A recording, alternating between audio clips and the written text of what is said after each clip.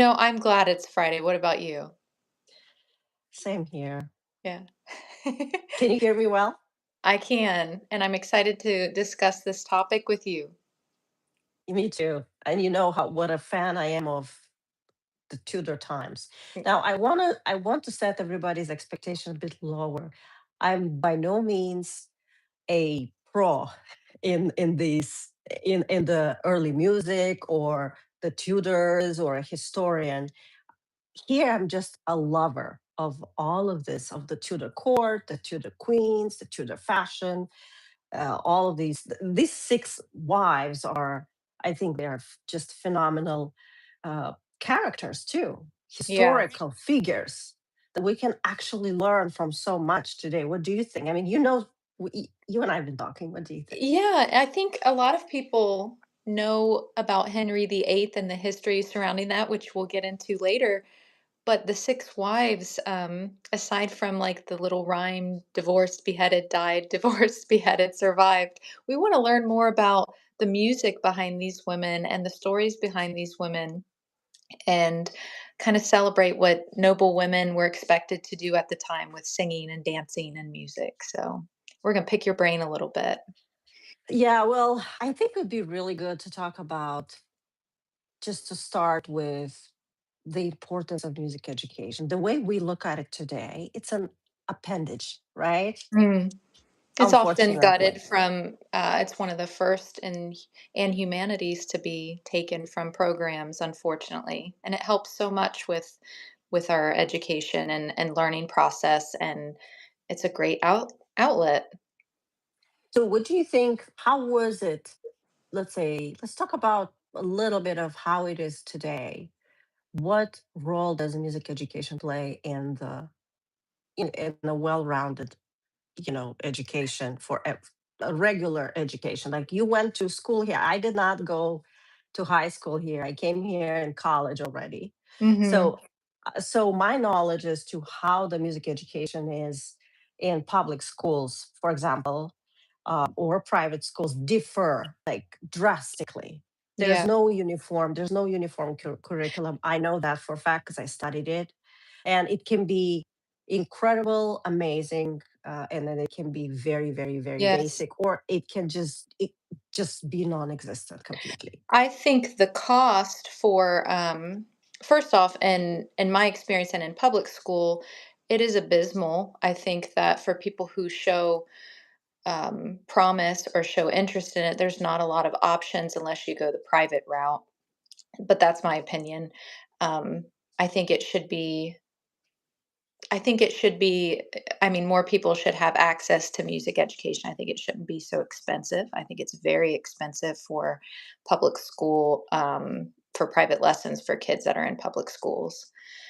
Um, And I think it's also a shame because it teaches kids pattern recognition, it teaches them healthy outlets, emotional. I mean, there's been just so many studies how music helps children, and it's oftentimes one of the first things that can be gutted from programs if there's not enough finances. So, And it's very strange how most of the parents want to have music education in mhm, schools. they do. Most of parents, they go and they protest, they beg, they ask, they find funds if they have to. And still, it's just such a difficult. Why do we still have such a hard time integrating it into a curriculum? I mean, of course, changes have been made, uh, with a common core, and but not everybody accepts it and have different views on it. Having a common core for some reason they don't like, I don't understand. I thought it was a great idea to have something in common that we all have, whether you're in a public or a private school. On top of that, yes, you can take lessons, you can have whatever you want, but at least you know for a fact that everybody has some music education, and the teachers and the professors, let's say in college, when they have kids coming to college, they know exactly what a student will likely have, what type of knowledge.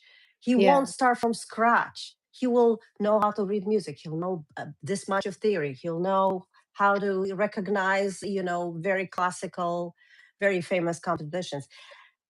Well, again, it's my personal view. That's what I Yeah. think. I think it sounded and I have a daughter who's now 17. I paid for my husband and I paid for her to have private lessons for, her instrument of choice for 3 solid years, so she got a really good music education on top of, she took piano from 5 years. She didn't really stick with it, but what I'm proud of is That she can doesn't go matter. back. She That can re does not matter.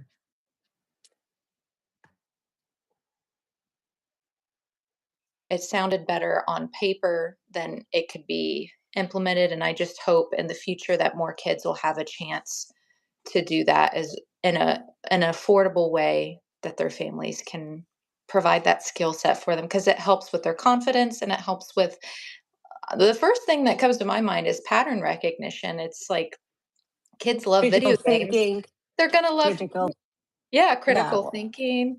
Um, so, but it was so Well, different back. I know different country, different time period, but it's so different what was expected I of young women, especially. I think that's a great time to pivot to um, to back to the Middle Ages Yeah. and Renaissance, because that's when the Tudor court, that's when Henry Tudor the Eighth reigned.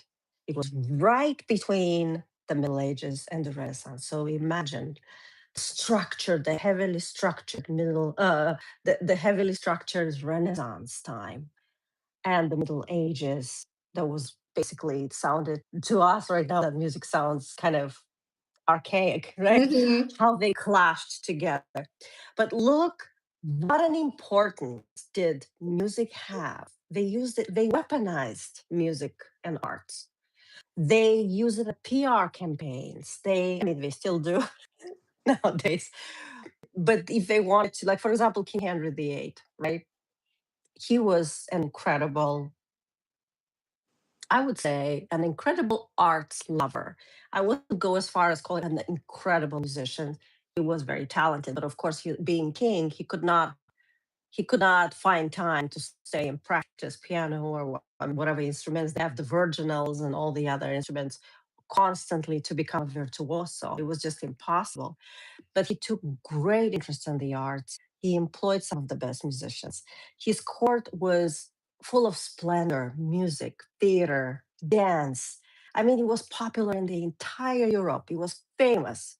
And of course, his council, who were much older people, but compared to Henry the Eighth being Mhm. 17 when he became king, they would always say, "Oh my goodness, don't spend so much. We're spending so much money on this thing. You're going to deplete the coffers." Eventually, he actually did deplete the coffers, but that's the little thing. But just shows how much importance the arts had during that time, right?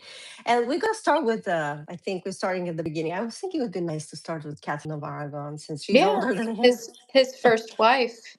What do you think, drew him to her musically? I don't know if he was drawn to her musically. The story of how they met is quite interesting. First of all, she was a true princess.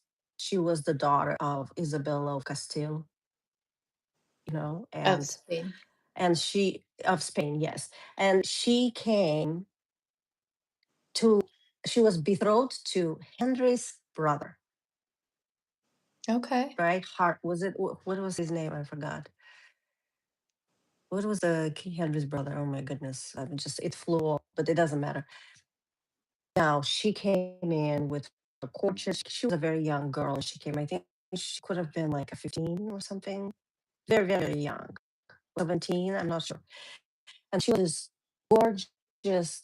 She was just almost like an angel from paintings. She had golden blonde hair, long. She was the Spanish princess. She was plump with beautiful round face, white pearly skin, with this incredibly pretty features. And of course, when everybody saw her, they were just in awe of her. She was also Mhm. filthy rich, and that was also why it made her such a, and she was very well connected through her mother more than the father, the King of Spain. The mother was even more important in um, of an alliance, right? And England needed that alliance with Spain, so that's why she was brought in. Her it's so funny when she was about to come to England, she was being prepared for it by the whole court, by the ladies. I mean, who is going to go with her? Because that was it. She would leave. She would never come back. She didn't Yeah. have the freedom we have today. Mm. I mean, she was a princess. She had to follow protocol, and she was educated in harsh, almost grueling, conservative Catholic, behavior. And also, the court in Spain was far more conservative, way more conservative than the one in England. England. She couldn't even laugh over there. She had to be very serious, very pious all the time. When she came here, she discovered the pleasures of life. She could gamble, she could have fun, she could go to the theater, she could have fun and laugh out loud, and everybody was flirting left and right, which was like impossible. Like, her lady that came to look after her disapproved of everything. She Oh, literally wrote to her parents saying she needs to go back. She's going to become a loose-headed person here. yeah. This court is evil. It's just so liberal. We know it Yeah. wasn't, but that wasn't until later that she she that she tasted those fruits. So anyway, she grew up under a very grueling music education.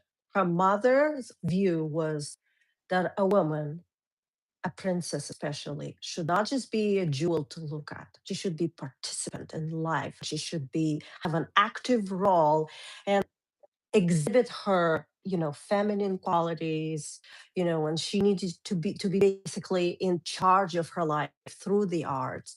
She Yeah. taught her daughter. Her mother was educating her daughter like a tyrant, literally. I mean, to be a even though Catherine, there's no recorded evidence that Catherine has ever had um, any fabulous music education. Sorry, any fabulous music talent. She did not. She was not a prodigy or anything like that. But she Nevertheless, shared she Henry's was love of music. Yeah. later on. Yeah, I'm just And talking about when she grew up. It's not that she was a prodigy or anything. Nevertheless, her mother say that's no excuse. Every child, every princess needs a really strong needs to be more than music a education. jewel. She was, yes, yes. And of course, she received absolutely royal and exceptional music education, and that was a must. Also, it was a weapon for her when she came to court in front of ambassadors, and if she needed to sing, she should be able to sing. She should be able Mhm. to jump and dance and know all the dances, all the ballroom dances back then. And then she should be able to sit and play for somebody. She was just like an On the actor spot. in Yeah. art. On the spot. Imagine, could we do this on the spot? No, we need Yeah. practice. Yeah, rehearsal. So yeah, she was taught in sight singing, meaning she could look at a piece of music and sing it. I mean, unbelievable, right? So yes, that was her preparation. And when she arrived at court, of course, she was she had to be prepared, and she was prepared. And but Yes. but it's so interesting because Tudor court was probably even more artistic. That was the heart of the arts, well, other than the Italy. You can never beat the Italians. But Tudor court under King Henry VIII was a lavish, joyful, blissful organization, if you will. Yeah. It's Very interesting to rich in art. hear about her because many only remember her as the split of the Catholic Church and the divorce from, King Henry. So it's neat to hear about the person behind all that. And how do you think she was with her daughter, with Henry, with music? Was she pretty? I don't know. I haven't looked into that too much. Of course, Mary Tudor grew up as the apple of her eye. She was the only survival child of Mhm. theirs. Everybody else died. Every other child died that she had, Yeah. or she miscarried. I think she gave birth to something like five babies. I'm not sure. Oh my, I didn't She realize even that. had she and Henry even had a son who died of unknown causes a few Wow. weeks later. And it was just a tragedy. Back then, baby died from things that we don't know. There were no medicine, there were no vaccines for basic Yeah. illnesses. I mean, they could have died from anything, and only the strong one survived. And Mary was extremely strong on those standards, based on those Mhm, standards. absolutely. But And but he later was on, unfortunately, yeah, well, I was just gonna say, and go he ahead. became so obsessed with wanting a male heir and wanting a boy, and sounds like they had some tragedy. Yes, and that was the beginning of the collapse. I feel like the shock of losing and losing and losing and losing children Mhm. eventually got him Do you extremely crazed about having an heir. I was gonna say, do you think that's around the same time that he met Anne Boleyn, his 2nd wife? Well, he did meet Anne Boleyn. I don't know whether whether that was around that time. It's a little bit more complex, but to put it in basic, in Mhm. general lines, yes. But I wanted, before we go to Anne Boleyn, I wanted to talk a little about King Henry VIII as the musician himself. Yeah. He was an exceptional, as I already said, an exceptional musician. Also, it is what makes him very important was that he was a crossroads, as I said, between uh, the Middle Ages and the Renaissance. And if you look at like one of his famous songs, because he was also a Pastime composer, with right? the good time. If pastime, if we analyze a little bit the song, you can totally see why. You can see the best of both worlds, the Renaissance and the Middle Ages.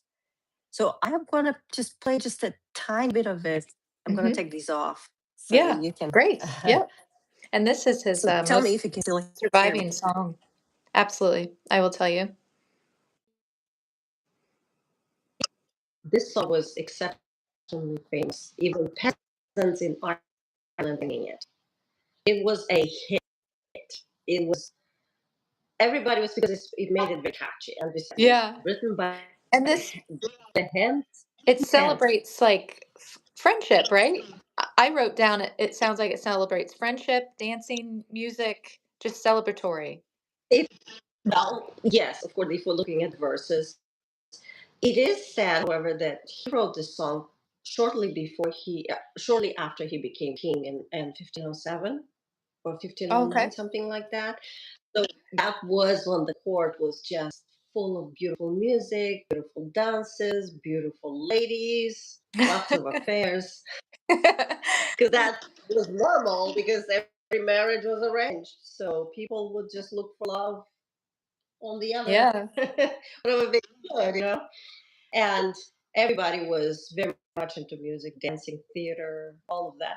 So this song was used as a PR campaign to uh, show the king's qualities. Like he was, very positive. He was a very boisterous sort of king. And what is interesting also that the song exhibits flaws, which makes it more credible, right? If had it been written by a true master in musical theory and composition of the day, it wouldn't be having so many flaws and so many perfect fifths or even a perfect fourth. It's full of them, which shows that he wasn't. Yes, he was a very good composer by those standards for a king. He even published his music, but He wasn't necessarily a master at it, which makes Okay. it even more endearing, right? So basically, here's but let's look at the interesting connection that we can see here, and the crossroads of the Middle Ages and the Okay. Renaissance. So the song goes kind of like this.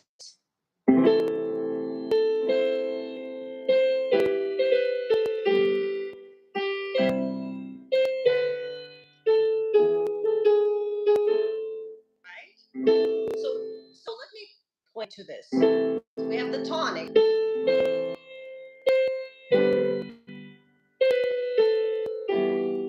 What do you notice?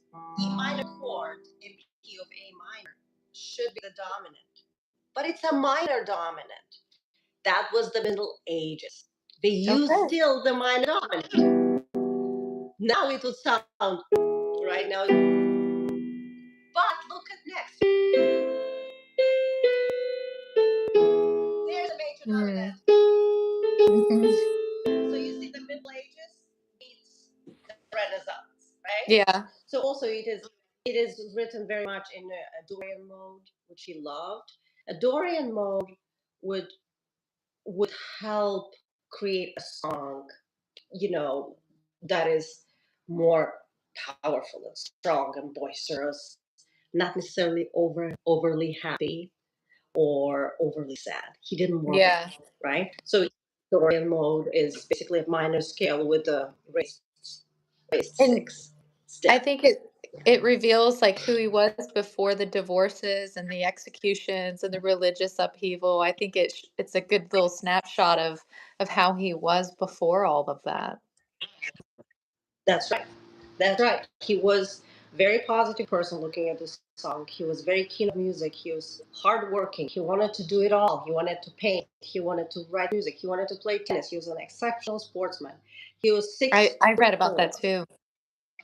That he was an He was exceptional so athlete. beautiful that he was angelic, basically, in the way he looked. Wow. Imagine that. Yeah. People would describe him even more beautiful than just beautiful. He was angelic, like an angel, like with golden blonde hair, tall. Imagine that, talented. He had this high pitched voice, probably because of the singing. I'm sure he was a good singer too. And Hmm. he had exceptional taste in music and in the arts. He employed some of the best, you know. And he look how much he valued art, generally speaking.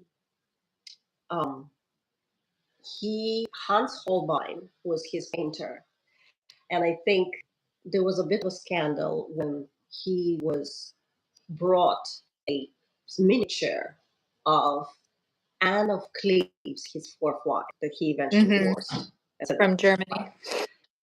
by Holbein. Holbein was sent to paint a portrait of her and bring it to the King Henry because it was the only arranged marriage he needed to look at the portrait and make a decision. Classical arranged marriage, right? They could not just go and date the princess for a while, you know. And looking at the portrait, he thought that she looked very pleasing. That those were his Hmm. words. And of course, he met her in person. It was a disaster for her Yeah. and for him. They liked each other. They were both not attracted to one another, especially him. The way he talked on her was just, I oh, know. Flounder's I read mare. he He called I was gonna Flounder say he had mare or something. some horrible nickname for her and blamed the The portrait Flounder's mare. artist and yeah. Actually, he did not. That's the point what I'm trying to make here, how much he appreciated the arts. In spite of the fact Hmm.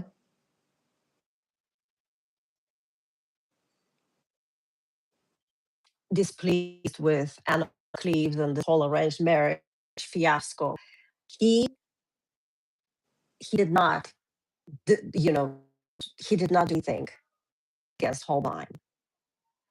Quite the contrary, when asked about was it Holbein's fault, are you going to do anything about it, he said, "Give me 7 peasants or something, and I'll make 7 princes out of that.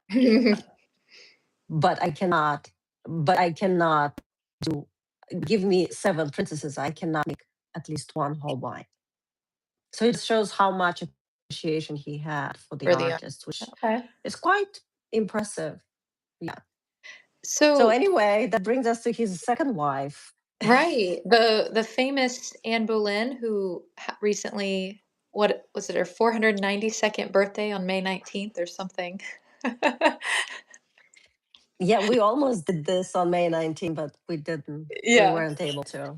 So she's probably the Anne most popular Boleyn. in pop culture. I mean, just I think the intensity of her story and what happened to her. But in my opinion, she might be the most accomplished musical queen of his. What do you think? I think she was the most definitely, I mean, she was probably equally well trained, but more in a more modern sense. You know, her music education, from what I read, was more about being outgoing and being out there and performing, whilst Catherine of Aragon was to be able to play it perfectly, and was to be, to exhibit it publicly, to be to be almost like an actress, Okay. Yeah. with it. She Yeah. was sent, of course, her family was filthy rich, so they could afford sending both of them to the courts, to the French court and the Netherlands. Anne was singled out for many reasons. Anybody who would have come Both of across them her meaning when she was her and her young. sister, right? Yeah, okay. Yes, yes, Just thank checking. you. Yes. Yeah. So anybody who came across Anne Boleyn was so impressed with her that would write letters home to her father saying that they had the honor of working and getting to know his daughter and how impressed they were with her. I mean, Wow. she was something totally special. And she was truly talented. That's why her family invested top gold to send her to the court in Netherlands just to learn music with the artists, and to Yeah. France, where she got this Yeah, I incredible, wrote that you down know. too. French court culture. She was trained. Yeah. So, And so basically, when she came back, she was also a composer. That is incredible. That is real talent. You don't compose music unless you're really talented. So she had that in common, because you asked something in common with, like she had that in common with King Henry VIII. I mean, they could both write music, they could both ride horses, they could both yeah. just be outgoing and party people. She was a party person. Something else I found fascinating, and that we had discussed is he pursued her for 7 years. She had a strong personality. That's what I gathered from reading about her. Poor Anne. He stalked her for 7 years. Literally, he was a stalker. When people say that she used it as a weapon to uh to lure, to not give in, so to lure the King Henry to marry her, that was totally untrue. First of all, she was in love with other people. Henry Percy was one of them. Was a very accomplished person to the court, and the king secretly sent him on a mission far away when he just saw her and Oh, became wow. interested. He did whatever he wanted. He obsessively, impulsively pursued her so much in front of the queen, his queen, Catherine of Aragon, and she was used to it by now. Mhm. That while she was a lady in waiting to the queen, that she had to literally, that everybody started talking that, she's a witch, that she is luring him, that she's a devil's mare, that she, I mean, it was insane, that she's this google-eyed witch. And she eventually had to leave the court to salvage her own reputation, because back then, My guess goodness. what, if you're a very popular and pursued woman, whose fault it is? Yours. How come it's so attractive? Yeah. you know so basically, her talents actually did her in. But even the people that hated Anne Boleyn politically could not deny the fact that she was an incredibly talented musician and very graceful and stood out in the entire court. And some of them say she wasn't even that beautiful. Oh boy, didn't we hear that before? You know, you can say it about everybody that she wasn't the Yeah, most beautiful. Probably, what does the most beautiful mean? There's no such thing, right? There's different yeah, versions of beauty. yeah, it's Yes, she was beauty. very dark. She had olive skin. She had long black hair, so long that you could sit on it, Oh you my. know, and she dressed extremely creatively. And she was all well versed in several languages, spoke Latin, French, and I think Italian And too, and beside English. so Henry VIII left his wife of what, 20 years for pursuing her while married to Catherine He of was Aragon. And yes, he got an annulment, but to do that, I mean, no, of course, the Pope would give him an annulment because they hmm were married, they had children together. What he said is, oh, the reason I can't have a child, a son, is because I'm probably because it's a sin to marry your brother's wife. But he weaponized against, you know, he used that as a weapon to get a divorce and claim and find a reason to divorce his wife. hmm And what is the most amazing thing about Catherine of Aragon is, and I find it fascinating how she fought with her husband in courts to not give him that divorce. And no, I am a true wife. I was a virgin. I was this. And I'm like, well, because she fought against him so much, she made him into this angry, evil person, you know, because she was getting older. She could not have children. He needed an heir, right? She would not understand that. And he wanted an heir. He needed back then only hmm men. You know, the country could not be left to a woman. It wasn't sort of done before. I mean, probably he could have done it, but he was just obsessed with having an heir, right? Yeah. And the way like she would fight with him, she went to court with him, and but in private she would mend his shirts and still expect them to have relationship with the husband and wife. And I'm looking like that doesn't speak love. I mean, I don't think she loved him that much because it's Yeah. this behavior Maybe is duty. highly uh, unnatural. You know, if you love someone, you don't want to take arms against him. You don't go to court with him and hold on to that marriage when he really wants to get rid of you, right? So I find Yeah. that there's something here there's totally off. But anyway, that's a different subject. Yeah. So And then anyway, he he ends met up this having Anne Boleyn. a She daughter with Anne Boleyn. He doesn't get his heir with her either, and just uh, and guess what? He finds a reason to get rid of her and marries her lady in waiting, Jane Seymour, who was just a gentle woman. She was not even a noble person. but one of the most interesting things we've discussed over the past week, though, is the jousting accident, though, that happened during his marriage to Anne Boleyn around the same time she miscarried their son. And you seem to have this She theory miscarried that really changed his personality. He had a concussion, he had a leg injury, not not just me. He was in coma for like a day or something, and everybody thought he's gonna be dead. And Anne Boleyn got and so upset and and so we now worried know she lost the concussions baby. can change personalities and cause brain damage, and he He never became recovered he with literally the flipped. legs. Yeah. Yeah. One leg. Yeah. One leg. It was ulcerous and it was worse and worse. I think it was short of being gangrenous, you know, and because of that, he couldn't exercise. And because he was so tall and so large, he eventually became, and he indulged in Obese. food quite a bit. You know, that Yeah. was, and he became super obese, probably the fattest person in England. He was considered, and he just flipped from this angel of beauty and understanding and kindness and beloved by everybody to this tyrant, and hmm people were stuck with him. You know, I mean, nobody could do anything. Everybody was in fear. And when he Yeah. killed Walking on Anne, he eggshells. pursued for Right. 7 years And obsessively, and then and then driven he into killed her. paranoia that she's incestuous with her brother, and people are out to get him. I mean, he just No, he didn't even believe that. No, he was evilly, he knew that she didn't do that. They just needed to find a fault.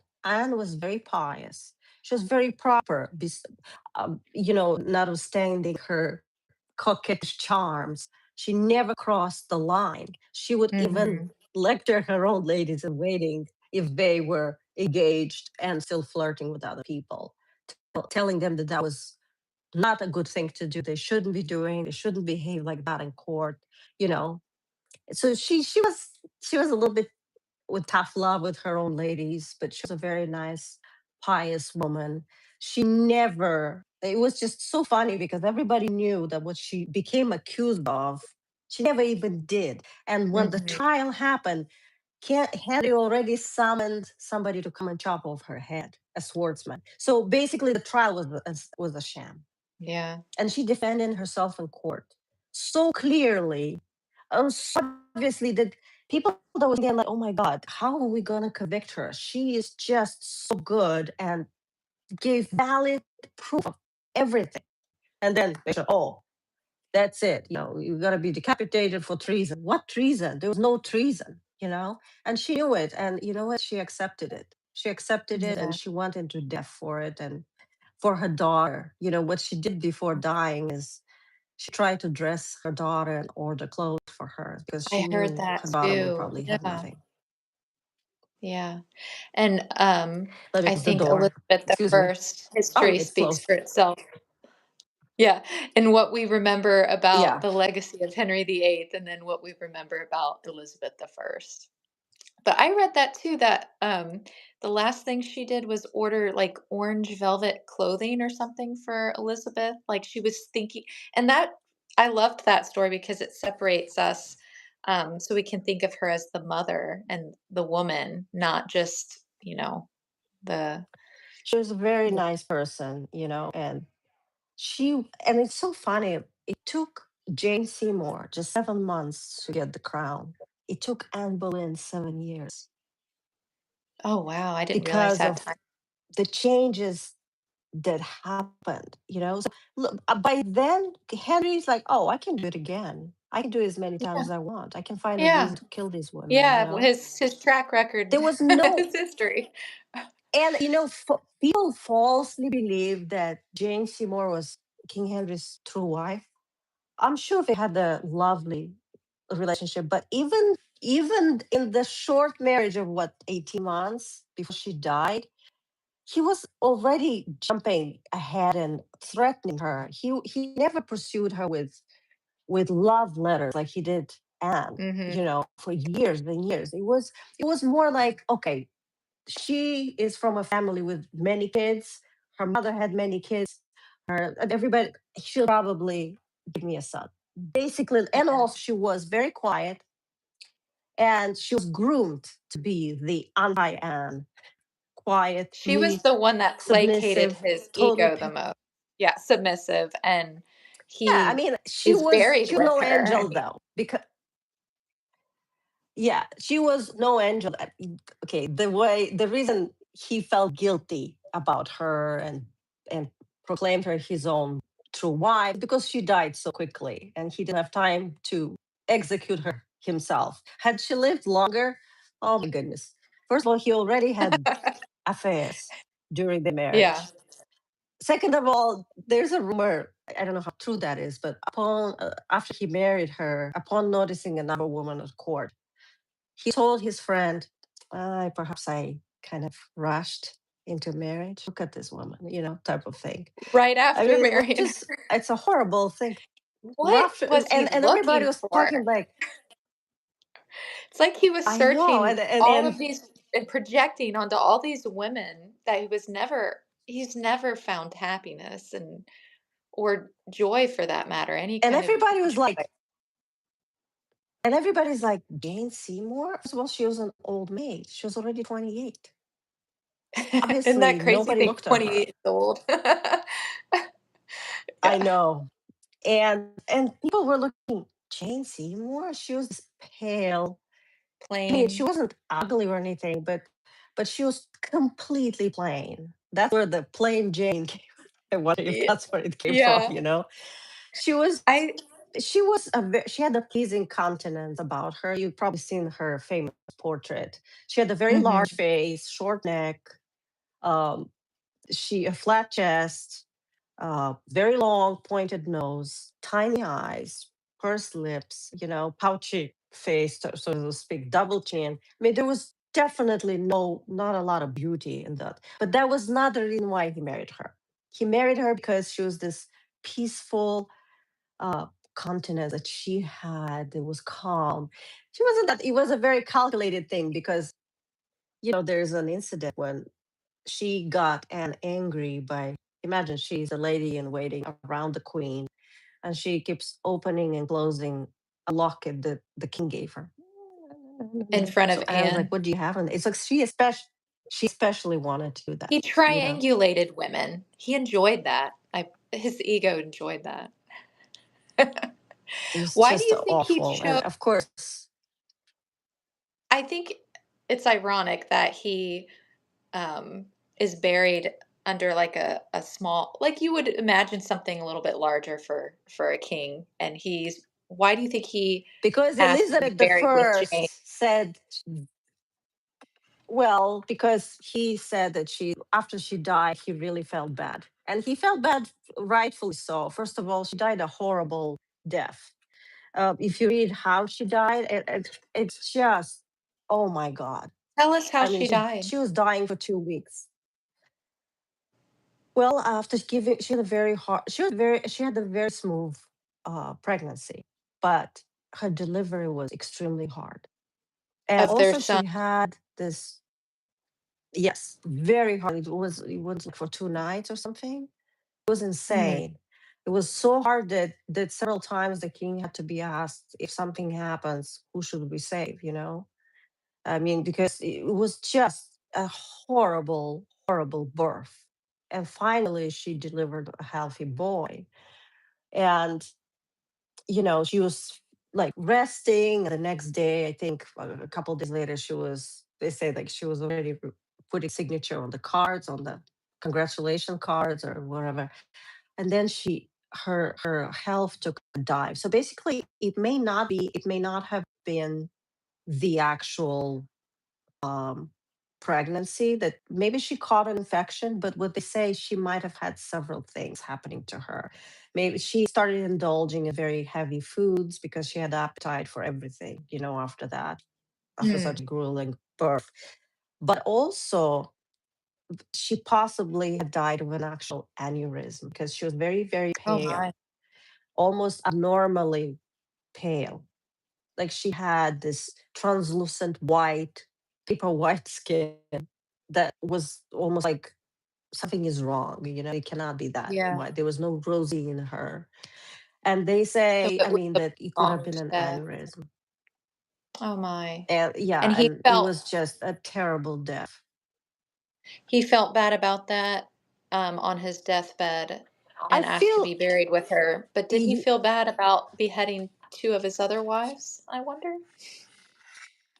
I feel like he did. And even though I've heard, excuse me, I have to plug this in because I feel like my phone is not gonna keep.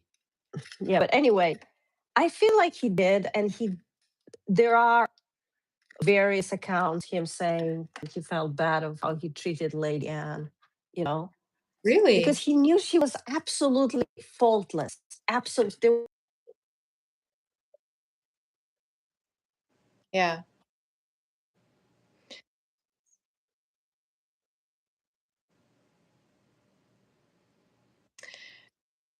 Yes, the video has frozen. Oh, there you are. Perfect. Good. So, Jane Seymour Yeah. provides him with a son. But let's talk about, Provides Yeah, go for it. but musically educated. We're talking about music education. She probably was one of the least educated in music. I mean, I wouldn't say it was no existent music education, but her music education was just enough to make her a ceremony participant. She was extremely conservative Catholic, right?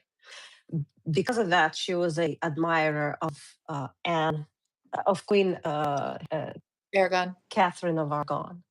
She actually was also her lady in waiting as well, and a lot of the Really? Okay. ladies in waiting of Catherine of Aragon.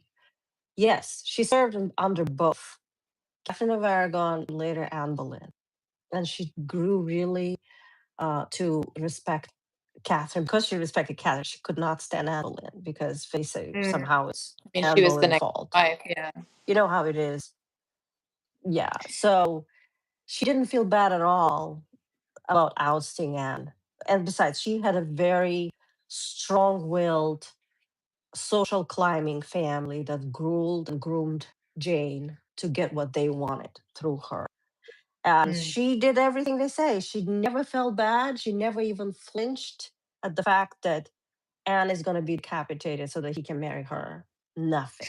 Well, it was the woman's competition. Deep down, I think every woman wants to win. So Yeah. you cannot blame her for being human, you know? Yeah. And so she provides him with the son he wants, and she dies, and he sees this portrait of Anne of Cleves that is just a cultural mismatch, you think? Or Nobody nobody wanted to marry him after that because they were saying, "Did you really let that queen die? Did she really die, or did you do something to her?" Because he decapitated and divorced and let never. yeah, He his literally reputation. shoved Catherine of Aragon away and let her there forgotten, into a castle, into really horrible conditions until she died, and then decapitated Mm. another wife, and then and not just once he decapitated Anne, he decapitated lots of people Yeah, because they did had read to that. find other people to. If they only killed her, it would have been like, oh, that's strange. So let's prove that she was that she deserved it by killing a bunch of other people. Yeah. It's just Like a insane what they were trusted doing. advisor too, Cromwell or some correct? He It was Cromwell's idea to orchestrate this. He literally was looking for people to blame and kill along with Anne, so that people believe more that she was guilty. At first, they tried to Mhm. throw the witch that he was bewitched, and they didn't go well because wasn't he wasn't bewitched by Anne. He's the one that went after her like insane for 7 years, and no spell lasts that long. you know. Um, Well, okay, so let's get back to music education. So he finds this woman, German princess, who was the most boring, probably of them all. She was a lovely person, but she had yeah, nothing the least that, educated but she was musically, not the least, not just musically, everything. At least Jane, really. she was an incredible embroideress. She was spectacular embroideress. She was talented in that. So Jane was not without talent, you know? But and in fact she's considered to be so amazing that it was just like at the level with the masters. That's what she was doing, the embroideries. I think she in a portrait you can see her sleeves, it's her embroidery, but that's a very Wow, like I she would didn't do know like the that. black lace embroidery. She was fantastic. All the queens supposed to have that, but Jane Seymour was And did probably very, not. very special in that. Anne did, but that was And Anne was special at many things. Jane was like one thing. Well, two. She gave Henry a son. um, and then what about Anne of Cleves? Well, that's what I'm saying. She had virtually no education. She spoke very little English early. She could play cards. She could cook. She was more like educated to be a hostess and wife than to be Yeah, entertaining because the German court again was extremely exceptionally uh, non-progressive, right? To the yeah, point where the lady, I mean, she was uncovered when they came to see her. It was yeah, just extremely conservative. So the women couldn't do a whole lot, you know. yeah. And well, from So she had the least to talk about her music education. Her marriage didn't last. It was very quickly annulled, and she was very smart at getting the deal because she was so scared that he may do away with her like he did with Anne Boleyn. And he took her deal. He became King's beloved sister, stepped away, was very happy, lived to the rest of her days in England, and was very happy, very rich. King Henry VIII gave her Head Castle, which in the beginning, where Anne actually was born. Then we are at the pretty and the most dramatic of all, Catherine Queen Howard. Catherine Howard. Catherine Howard was an extremely dramatic figure, and I probably one of my favorite in the fact how different she was. She was not suited to be a queen. She was a person, a neglected child whose music education got her in trouble. And that's the most amazing thing about her. She was molested by her music teacher, who was Teacher. a grown man. And later that came to bite and to get her in trouble and to put the final nail in her coffin. She was not executed for that. She was executed for falling in love with King's Chamber boys, Culpeper, who was actually a horrible person.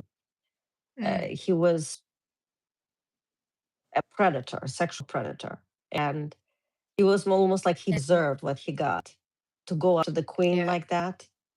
But she swore they'd never share the bed. It doesn't matter. You did. That was treason back then. The king could do whatever he wanted, but you could because you're a woman. yeah. You know, And so, she was very talented, very pretty. and then we're to his final Catherine. Catherine, the last Catherine, was the one that survived him. She was almost set up to end up like Anne Boleyn, and because she was a writer, and she was actually a scholar. She was a very good musician, but more than that, she was a scholar. She wrote books. I think The Lamentations of a Sinner. Did she write that? And then, of course, she was Protestant, just like Anne, right? She took care Mhm. of both of his daughters, especially Elizabeth. And then later after the king died, she uh, she married Jane Seymour's brother, Thomas Seymour, who was a scoundrel, basically. He married her just for money and status. And he Mm, was immediately, while Catherine was pregnant with his child, that yeah. she died actually at birth, giving birth to that child to that girl. Um, he was already, going after Elizabeth I, who stayed with her in her house, and it was just like, she put Catherine Parr through so much emotional pain. On her deathbed, Yeah. she signed everything away to him, and she said she only regrets that her fortune isn't 5 times as much because she would have given him everything.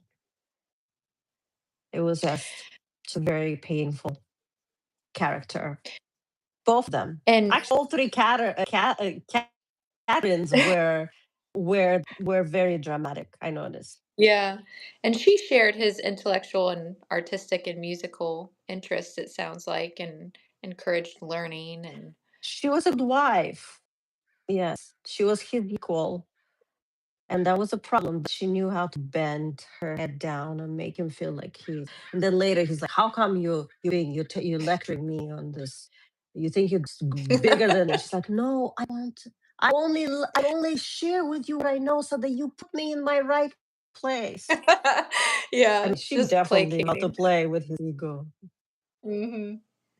So here are So, all. So who do you think had the best music education?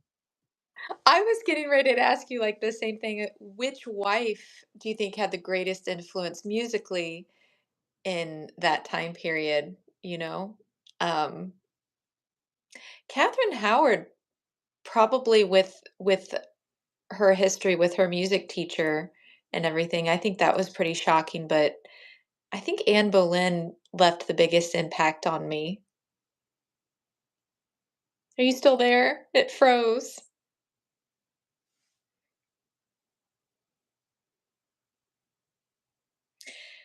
Well, I'm going to leave and come back and see if it just needs a refresher, but this was a very interesting topic and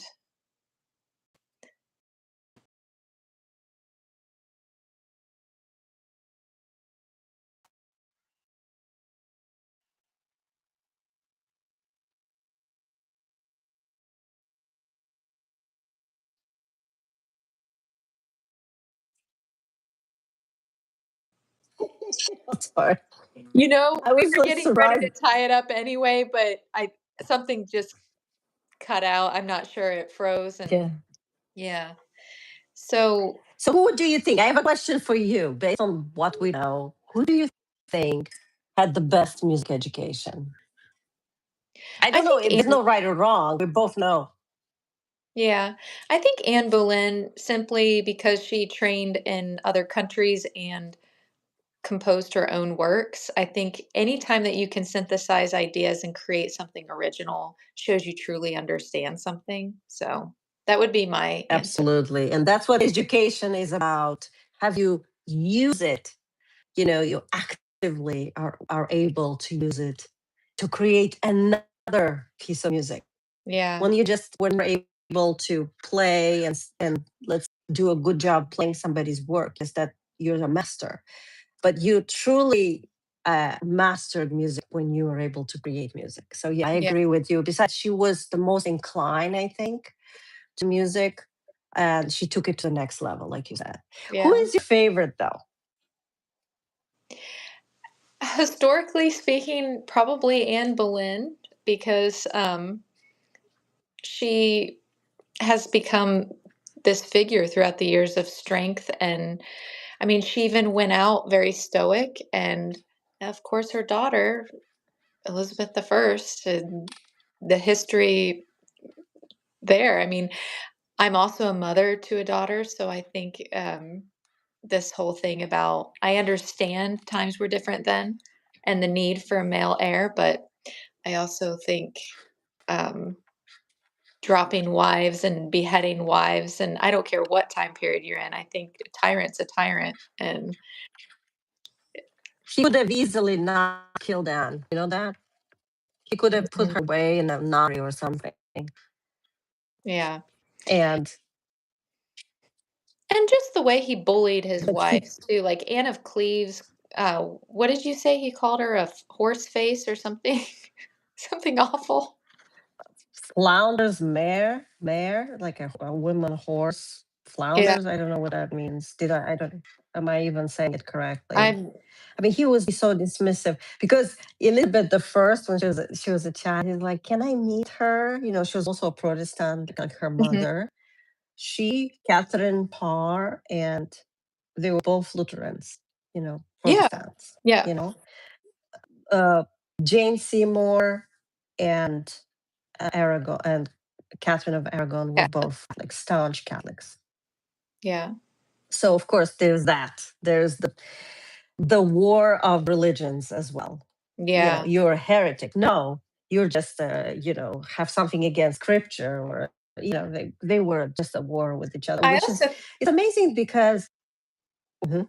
sorry, I was just gonna say it's also telling anytime you have to walk on eggshells around anyone, it, I mean, Something is eh, wrong. yeah, something is wrong. Um, so, and he split. Do you like any other ones? Oh, he's split, yeah, from the Yeah. Catholic Church and Some became of Church of my England. favorite things that I had read over the past weeks with you, and sorry if this is a little gross or TMI, but the medical stuff with his leg, and they had to lance it, and they had it smelled, and he was so morbidly obese because he continued to eat like a king. They said his waist was 54 inches when he passed away. So he I'm was. sure it was bigger than that. I His was just coffin imagining. exploded. His coffin exploded because he couldn't. I mean, imagine during the funeral proceeding, the coffin exploded. There were pieces of tissue everywhere. Oh dear. I mean, Oh, it's you just mean from bloat? Yeah, yeah. yes, Oh dear. yes, yeah. I You did don't. not know that. Oh my God. If you read the book I sent it to you, you'll see. If you read the book, Okay. you'll get it. This is kind of for us to wrap it up, but I think you will enjoy the book because Yeah. you'll understand these wives. So, any other wife you like? Who fascinates? Who did you discover now that you like more? Any other wife? I I just particularly enjoyed reading about how they handled being humiliated. They handled it with grace, and I think women can learn from them even today. I think he might be the OG narcissist in history, and um, And it's so funny. In the end, he was so trying so hard to have a son. He had his son. He died at 16, and who do you think led?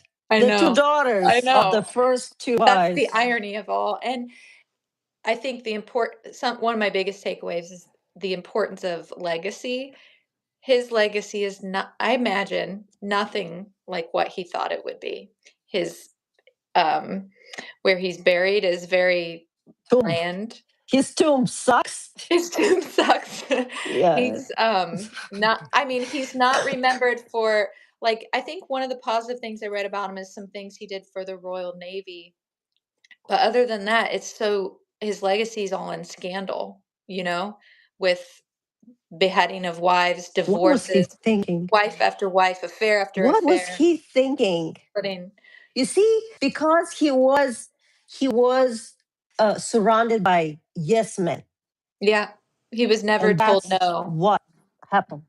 Yeah. If he had somebody who would have put some sense into him, he realized what he's doing and pivoted from being from plunging his kingdom into financial strain, from literally stealing and looting churches and monasteries and stealing all the gold. I mean, imagine that. What are we celebrating? A thief? A Yeah. murderer? Nobody wants to know about him. He's only known through his wives, Yeah. which were Yeah, fantastic ladies, which all is of them. how When we you, told the story today. So, yeah. Anyway, this was so much more than just music. yes, it was very We talked fascinating. about Thank so much you. more than music. Yes, it was very Okay, nice so to. we're going. Let's end this, right? Yep. And thank you for sharing your Okay. knowledge with everyone. Bye. Thank you, Kate. That was wonderful.